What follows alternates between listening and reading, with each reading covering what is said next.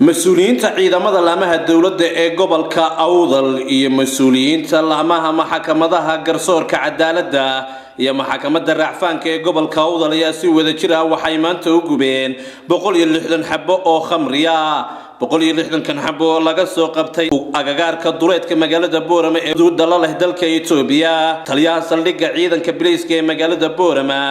موسى عبد الله هنفي يتليها عيدا كقيبته قبل كأوضل عبد الرحمن نور علهي أو كور بحنا يا waxaan soo qabanay 160 xabo oo khamriya oo aanu ka soo kala qabanay eeriyada xuduudda aan leeyahay ilaa iyo meeshada waraqa oo habeenkii dadku ay la soo maraan oo lagu keeno karaaton boorsooyin iyo waxyaabaha dadku ay qaataan waxaan fariin gaar ah u dirayaa dadka ka ganacsada waxyaabaha dhaqanka iyo islaamnimada iyo dadnimadaba wax u dhima waxaan leeyahay ciddii dambe ee ku qabanna khamri waxaanu ka qaadi doonaa tallaabo sharciga waafaqsan oo adag oo leh ganaax iyo xabsi dheer oo mutaysto waxaanan u gudbin doonaa xabsiga Madeira runtii dadka Awdal oo lagu yaqaan dad aqoon leh diin leh dhaqan leh baryahan dambe waxa ku soo biiraya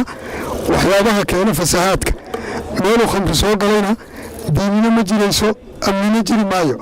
dhankooda iyaguna waxa halkaasi ka hadlay gudoomiyaha maxkamadda racfaanka ee gobolka Awdal gudoomiyaha maxkamadda xeer ilaalinta ee gobolka Awdal maantoodna waxay bulshada uga baaqeen inay ka digtoonaadaan waxyaabahan mukhadaraadka ah ee guud ahaanba soo galaya gobolka Awdal sidoo kale waxaan leeyahay uu sheegay dadka waxaan ka ganacsada inaanu dambigana cafisna lahayn iibna lahayn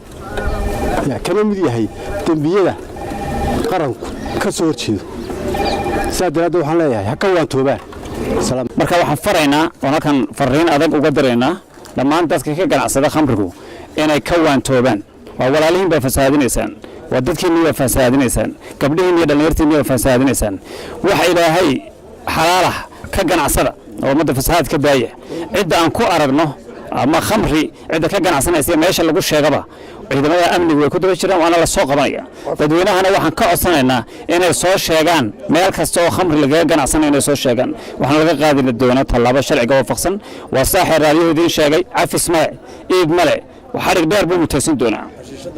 إلا وحلوح مخاطرات حشيشة خمرقة وحا ماندوريها مسكحة وفق بدل ياي تدباتوين فربنا وحق أمني ونوكانيا صادر هذا وحن هالكان فرين دار قدر يدونا رأي أوضل إنا مالك السوتشوغان إذا ما دام نجلسوا سعسين هدو خمرق جرو أحمد دريع الكري تلفزيون كي إذاعة SBS مقالة بورما